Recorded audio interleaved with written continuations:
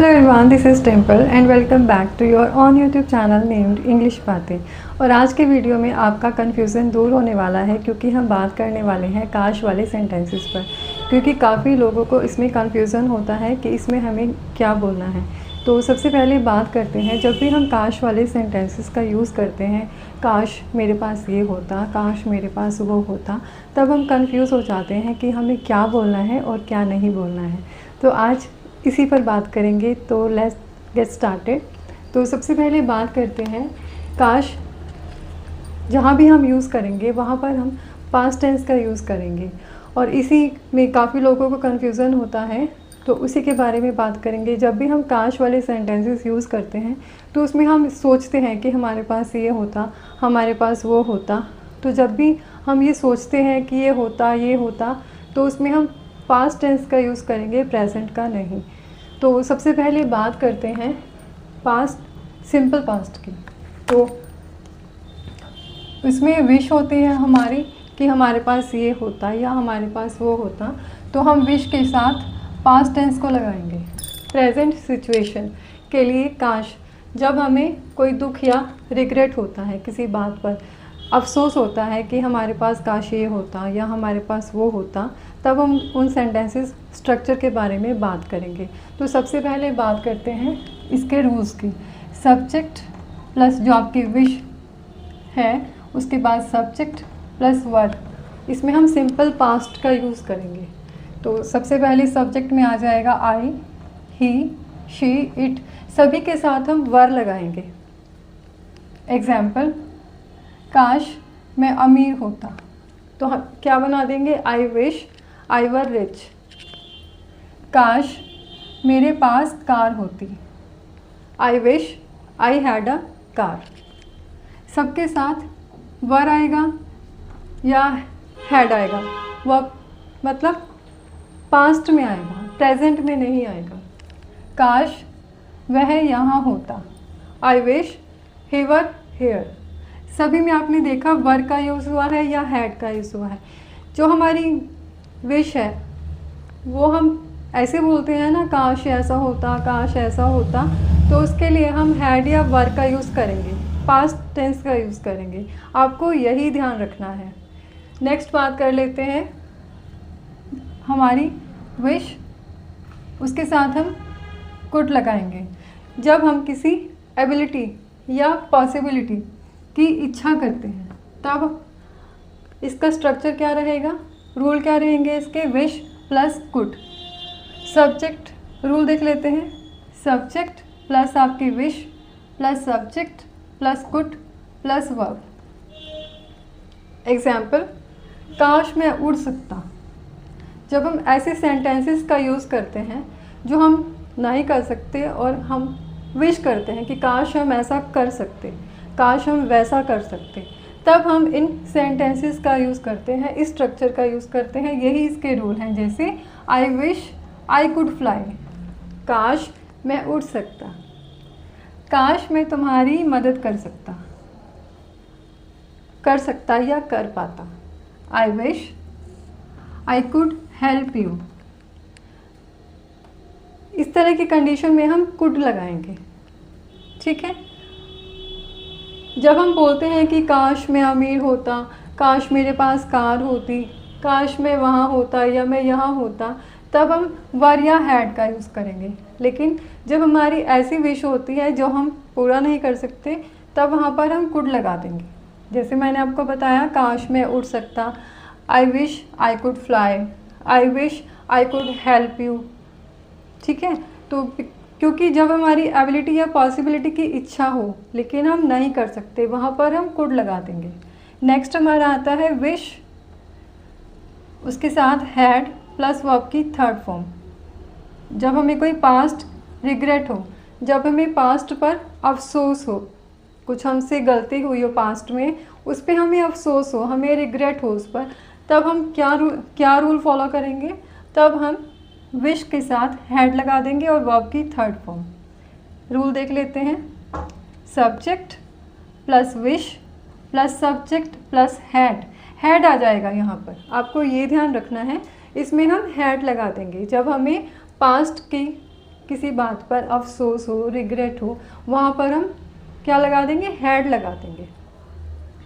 जैसे काश मैंने मेहनत की होती, आई wish I had work hard. मतलब जहाँ पर हमें रिग्रेट की फीलिंग आए वहाँ पर हम हैड का यूज़ करेंगे। और आपने देखा आई wish I had worked hard, काश मैंने मेहनत की होती, इसमें क्या है, हमें रिग्रेट दिखाई दे रहा है, इसलिए हमने यहाँ पर हैड लगा दिया।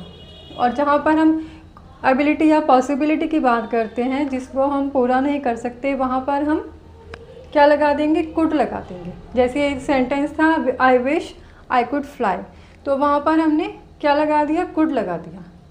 और सबसे पहले वाले में हमने क्या पढ़ा था, प्रेजेंट सिचुएशन है जो, जिसके लिए हम काश हम यूज़ करते हैं जब हमें कोई दुख हो। जैसे आई विश आई वर रिच, काश मैं अमीर होता। तो इतना आपको आई थिंक समझ में आ गया होगा। नेक्स्ट बात करते हैं, आप एक स्क्रीनशॉट ले लीजिए।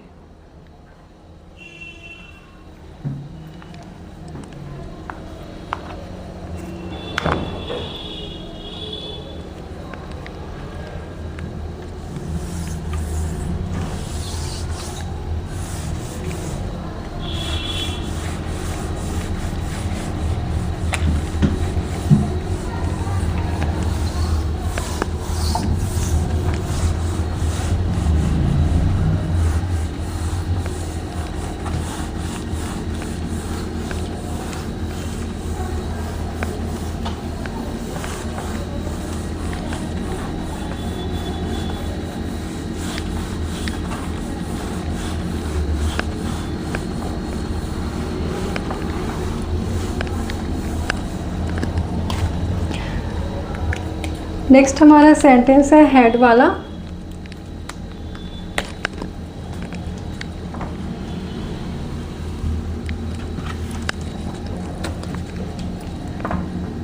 काश मैंने उसे सच बताया होता, तो इसमें क्या रिग्रेट दिखाई दे रहा है, काश मैंने उसे सच बताया होता।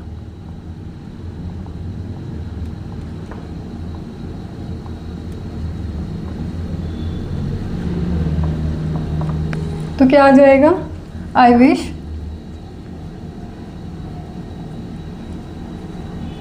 आई हैड टोल्ड हिम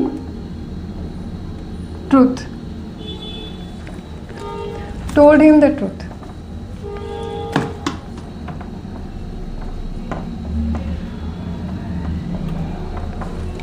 काश मैंने उसे सच बताया होता, तो रिग्रेट दिखाई दे रहा है, I wish I had told him the truth. Next, काश मैंने समय बर्बाद ना किया होता,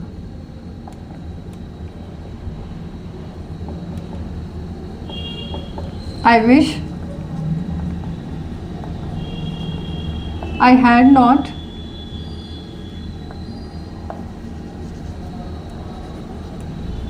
wasted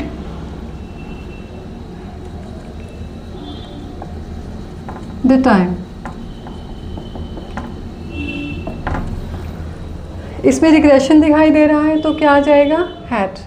I wish I had not wasted the time, काश मैंने समय बर्बाद नहीं किया होता।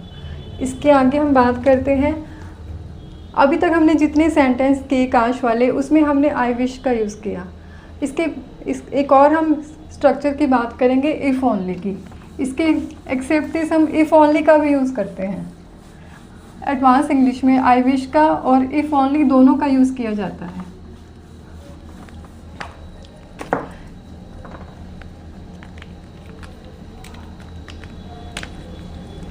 इफ़ ओनली, इफ़ ओनली का मीनिंग भी काश होता है, लेकिन इसका यूज़ हम स्ट्रॉन्ग इमोशंस के लिए करते हैं।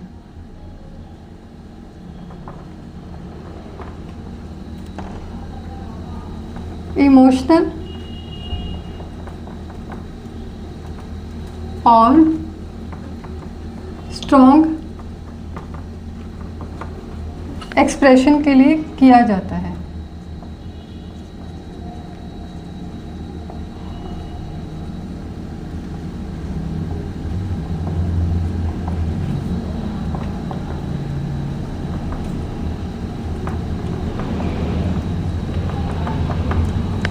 Example,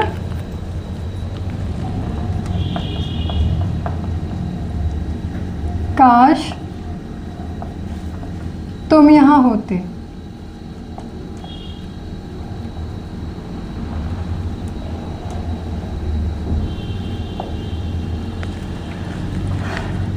If only you were here.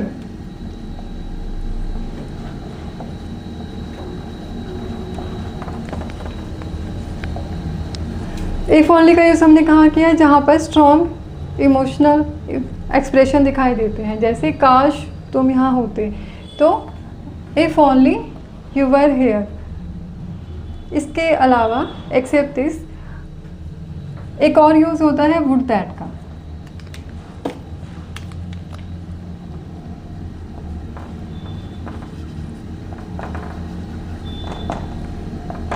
Would that का मीनिंग भी काश ही होता है,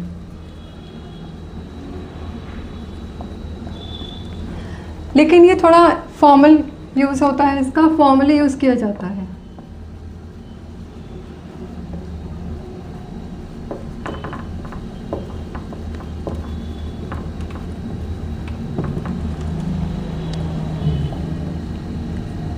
काश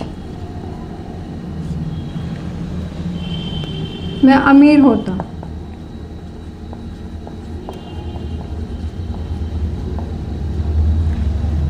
आई विश, सॉरी, वुड दैट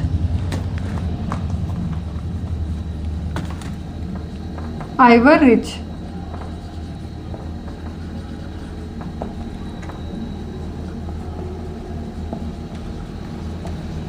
हमेशा पास्ट टेंस ही आएगा लास्ट में। Would that I were rich. Would that means काश, काश मैं अमीर होता, काश मैं वहाँ होता।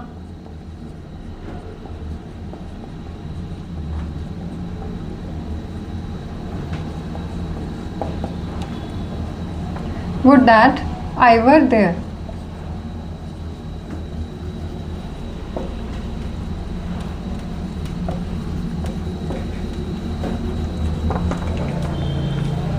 तो आज हमने तीनों स्ट्रक्चर के बारे में जाना, आई विश, इफ़ ओनली और वुड दैट। तीनों का ही मीनिंग काश होता है, लेकिन अलग अलग फीलिंग्स होती हैं, अलग अलग स्ट्रक्चर होते हैं, इमोशंस होते हैं, कहाँ अलग अलग यूज़ होता है। आई थिंक आपके यहाँ सारे डाउट्स क्लियर हो गए होंगे। और काश के बारे में अब आपको, अगर आपको कुछ भी जानना है तो आप कमेंट कर सकते हैं। तो आई थिंक आपको वीडियो अच्छी लगी होगी। If you really like this video, then please don't forget to like, share and subscribe to this channel and press the bell icon. Till then, अपना ख्याल रखिए। Bye bye. Take care.